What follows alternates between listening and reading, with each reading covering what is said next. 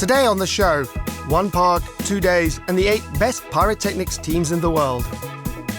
This is the first time such skilled teams have come to Russia. No other festival in the world has ever attracted so many people and so many famous teams.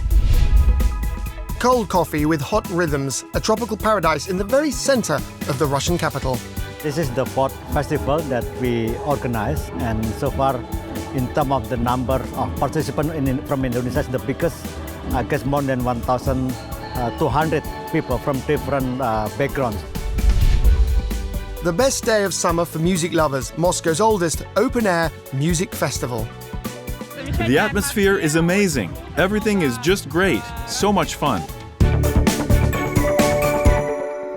Hi, I'm Michael Gibson. It's the program Capital Ideas Life. In Moscow throughout the year, there are many different wonderful festivals of different themes at different parts of the year. Today, we're at the International Festival of Fireworks, and it promises to be really exciting. This is the 5th Rostec International Fireworks Festival in Moscow. This annual summer event showcases the best achievements in the art of fireworks. As always, the festival welcomed its guests at Brateyevsky Cascade Park in the south of the city. The festival is sponsored by Rostec Corporation and the Moscow government and organized by the company Pyrotechnical Technologies. This year is special. This is the first time such skilled teams have come to Russia. No other festival in the world has ever attracted so many people and so many famous teams. The colorful performances by pyrotechnic teams were saved for dessert. They will be presented in the evening after it gets dark. And during the daytime, visitors of the festival can enjoy interesting workshops, sporting events, creative activities, theme areas, quests, and games for the whole family. As my fellow countryman William Shakespeare wrote, all the world is a stage. And that is the theme of this firework festival. This theme wasn't chosen by chance. 2019 has been declared the Year of Theatre in Russia. This event has its own mascot, the dragon-like creature Zmei Gorinich, a theatre-themed interactive entertainment installation. Hello, Alyssa. Could you tell us what you have here? Some really interesting masks. Yes, we make traditional Japanese theater masks. Here we have a fox, a girl, a demon, and an old lady. People can decorate them however they like. You can do it by hand and use paint, markers, or paper. At first they're white, and then we decorate them with different colors. We make them from regular corrugated cardboard, which is normally used to make cardboard boxes. They can be made also from thinner cardboard. Anyone can draw on them using stencils or come up with their own designs. Here we have some masks of a geisha, a dragon, and a cat. And our visitors can decide how they will look. You can make one with slits for the eyes and attach a rubber band or put it on a stick like this.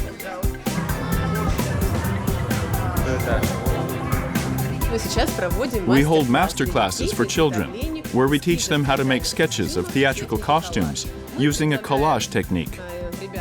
We give children different templates, which they can use to design a dress. And for their collages, they can choose this option, with the sketch of a curtain designed by the Russian artist Golovin. Or some modern options, like these cards from our exhibition of innovative costumes, which we currently have at our museum. Let me show you some works by our visitors. Here's an example of what people have come up with. Many volunteers usually come to help organize the festival. This year, almost 300 people came to help. Anyone can volunteer.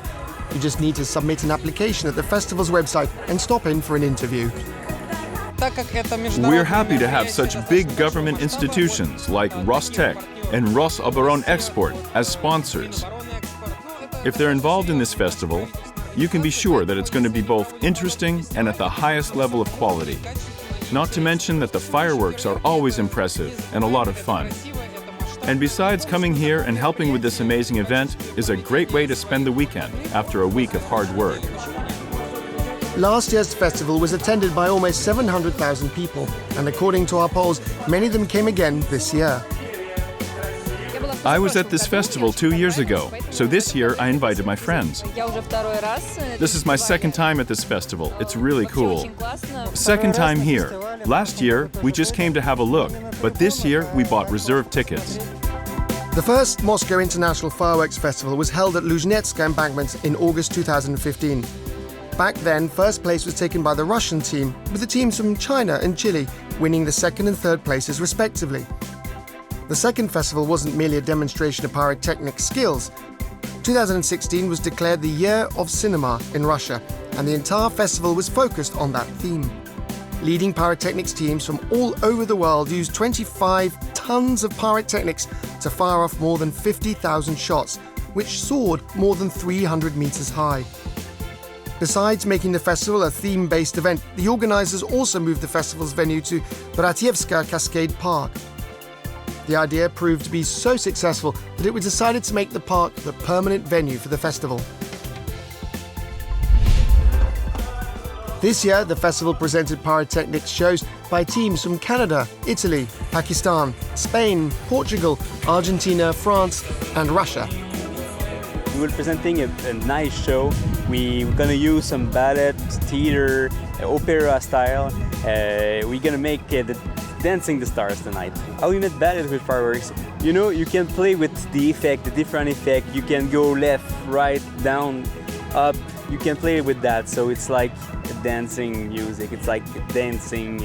We are presenting Pakistan here, also the Russia, and we have put a very good show. We have a very good choreography, and we have 10-minute show. And first 1.5 minutes we have represent Pakistan, the Pakistan colors and the Pakistan music, and the other 8.5 minutes for the Russia.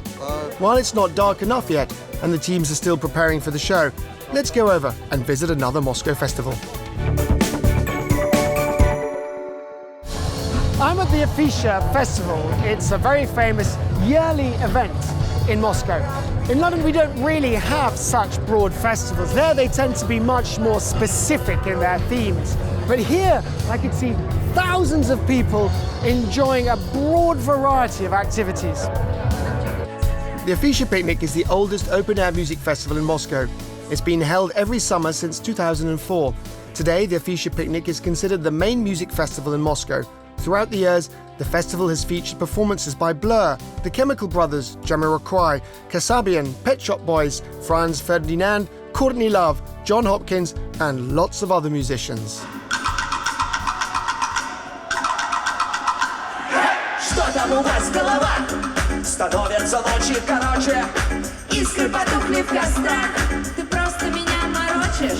Many people come to Kolomenskaya from other cities to see live performances by their favorite artists. We came from St. Petersburg, but we don't live in St. Petersburg. We live in another city. We came to St. Petersburg to see the Rammstein concert. It's my favorite band. And now we came here to see her favorite band, The Cure. This year, the 16th installment of the festival, traditionally held in an open-air style, combines top music hits with outdoor activities. The most musical picnic of the year took place on the first Saturday of August. The organisers prepared a multi-genre music lineup and a huge number of outdoor entertainment options.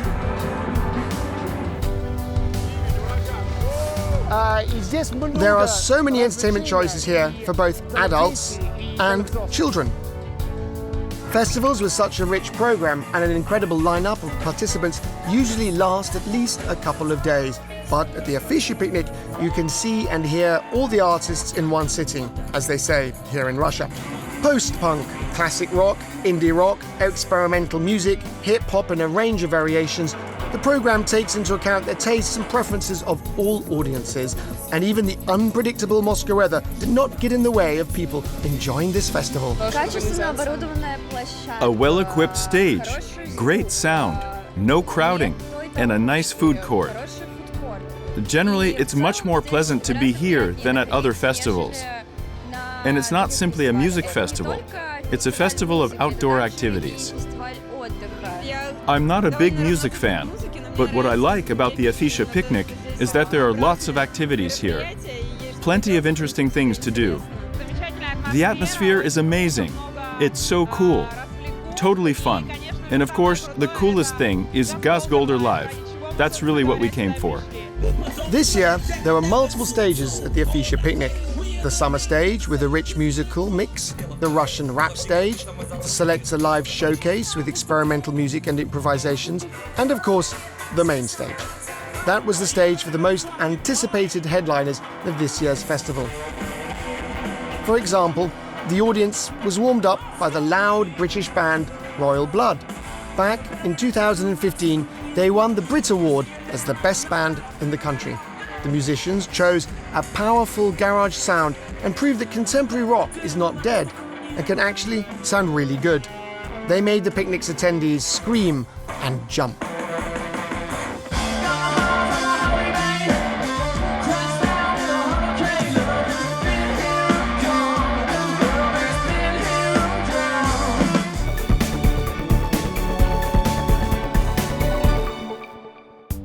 Young designers, the latest technologies, tons of activities for every taste, and pop-up restaurants for foodies. All that came together in a single festival. Here we don't have just great music and many entertaining activities. There are also a number of food courts throughout the festival that offer a variety of cuisine from different countries. And by the looks of things, it's pretty popular. Spasiba, spasiba. And another great thing in Moscow is you can buy delicious corn on the cob. It's actually very popular, and it's one of those things you just simply can't get in London, and it's tasty and healthy. At the food court, you can find pop-up outlets from more than 50 of Moscow's restaurants. They offered guests the most intriguing gastronomic adventures. You could enjoy your food right there or take it with you to go. This is an Ophir grill. We make 3 kinds of burgers here. Our beef burger is at the moment the most popular one. You mean shrimp on beef? Yes, that's right. It's a marbled beef cutlet with shrimp on it. We also have burgers with crab meat and plain shrimp. You could visit one of the sports areas to burn off all those calories gobbled up at the food court. Or go to any of the 100 stores at the festival's marketplace. Or try your hand at acting. The Afisha's picnic finale was the time for the staple of the show. So now everyone is making their way to the main stage to listen to the highlight of the festival, which is the band The Cure. That is utterly sensational. The Cure is a very famous band from London, a band from my childhood, which I've actually never had the chance to see live in London. But here, right now, in Moscow, I can listen to them live. That is amazing. This year marked the 30th anniversary of The Cure's hit album Disintegration, and the picnic's attendees could enjoy some of the songs from that album. The stage attracted a huge number of spectators, all staying there from the very start of the event, waiting for their favourite band to come out on stage. The Cure's performance took place late in the evening when it was dark, which perfectly matched the character of their music. A summer twilight, dense sound, Robert Smith's voice, and coloured spotlights.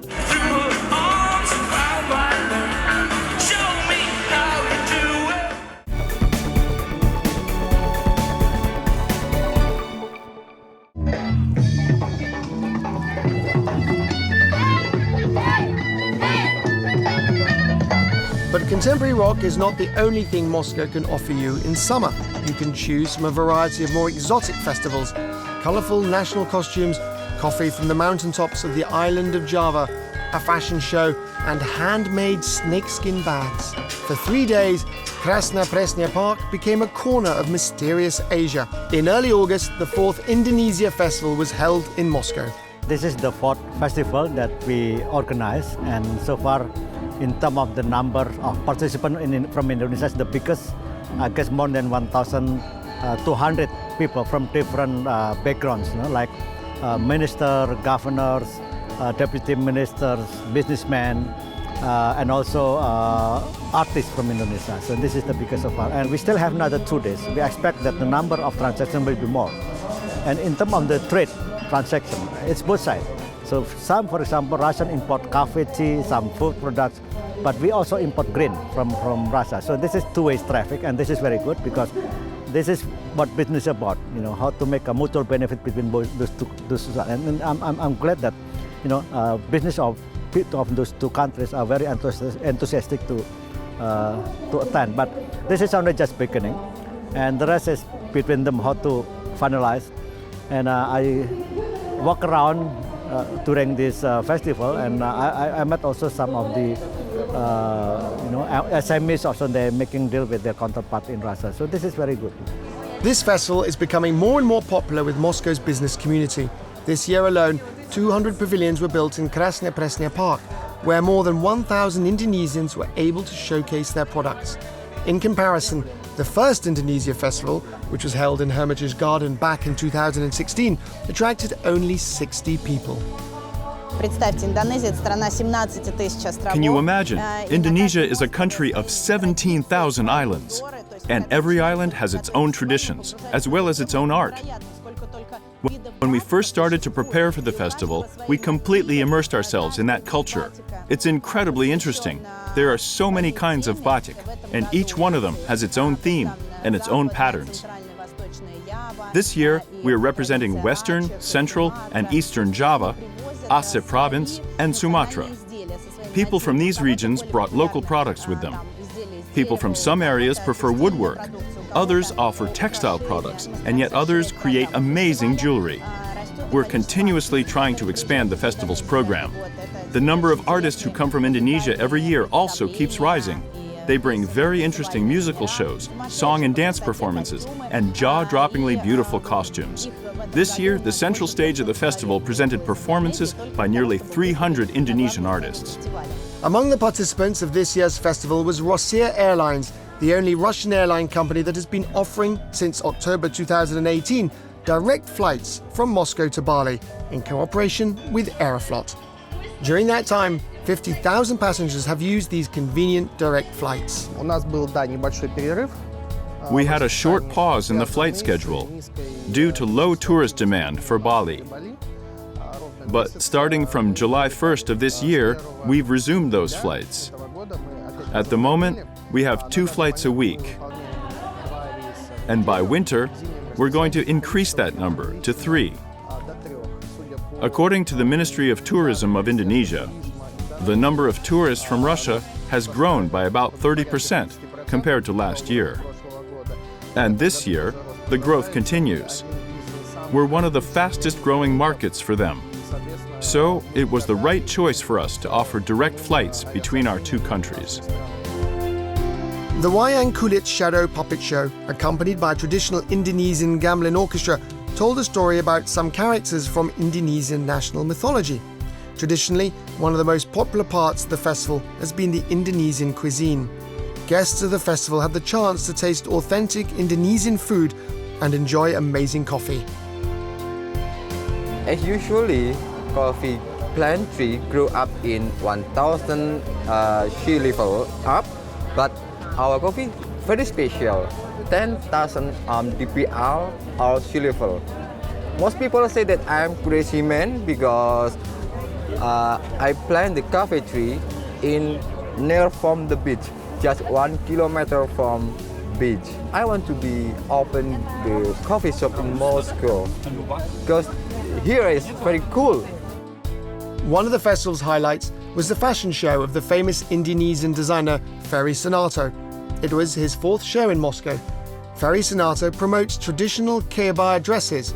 Today, Mr. Sonato is the advisor to the Indonesian Fashion Chamber, where he leads 150 Indonesian designers. Ini kita fashion show. My latest collection is inspired by southeastern Sulawesi. It's a large island and a province of Indonesia. It is home to multiple nationalities known for their bright colors in adult clothing and delicate pastel colors in children's clothing. Besides interesting clothing, the festival was also a wonderful opportunity to buy some Indonesian products. Very popular this year were products made of genuine leather. We bring down here our products, which is mostly our traditional own products from Indonesia. So many kind of products from the shirts. We call this batik, whether this is hand painted or printed. Also bags. This is genuine leather from cow skin combined with the hand painted. Also some traditional clothes for women from Indonesia, mostly from Javanese island, Java Island. There are also some cow skin genuine leather bags. This is for lady bags. And we also got some traditional Javanese women clothing, kabaya, we call this kabaya. And also one of our favorite products, this is made of snake skin. We call this blankon. This is Javanese traditional hat. Actually in Java, mostly men are wearing this, but many other countries, the women also like this. Same also in Moscow. Over the course of its 3 days, the festival was attended by nearly 140,000 people. The organisers have already started thinking about the programme for the 5th anniversary festival. Holding festivals of other countries in various parts of the city has become a tradition in Moscow. The days of India, Japan, Italy and others both provide an opportunity for people to learn about other cultures and promote business contacts. But Moscow not only hosts festivals, but also actively represents itself abroad. The Days of Moscow in Tashkent, Uzbekistan were a real success. And recently, we organized the Days of Moscow in Zagreb, Croatia, where our outstanding artistic ensembles gave their performances.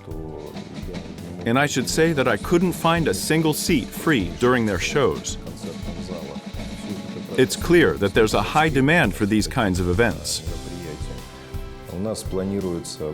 This year, we also plan to hold the Days of Moscow in Riga, Latvia, and the Days of Moscow in Hanoi, Vietnam.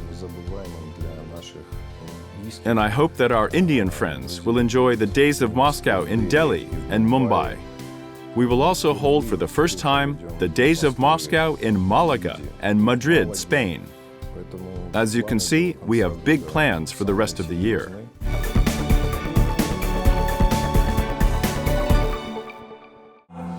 And now let's go back to the Fireworks Festival, where the leading pyrotechnicians of the world are ready to compete for the coveted title of Best Team.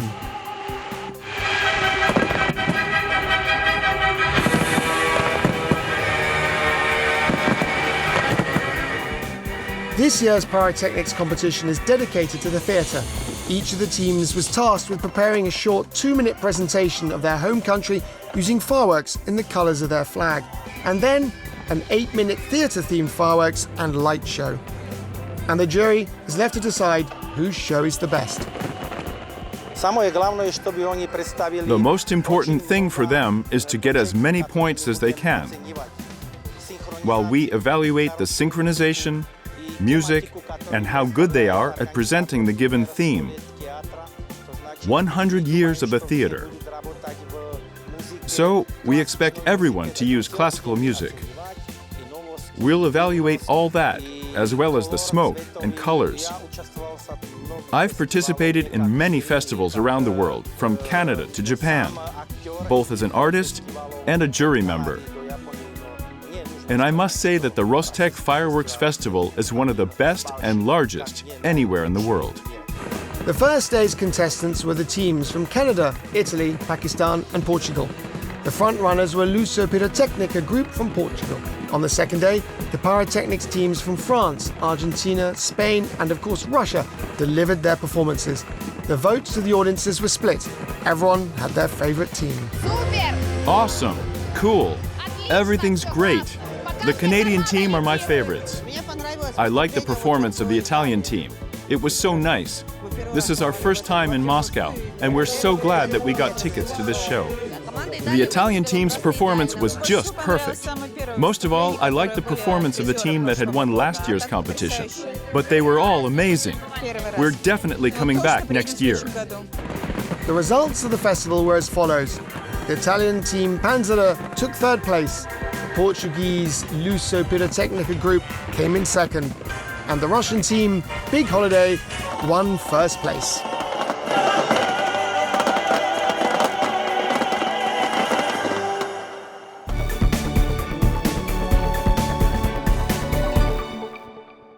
Moscow is such a bright and multicolored city, like all these amazing fireworks above us now, and a very international city, just like this international festival. I'm Mike Gibson. It's programme Capital Ideas Live. See you next time on EFIR. Bye.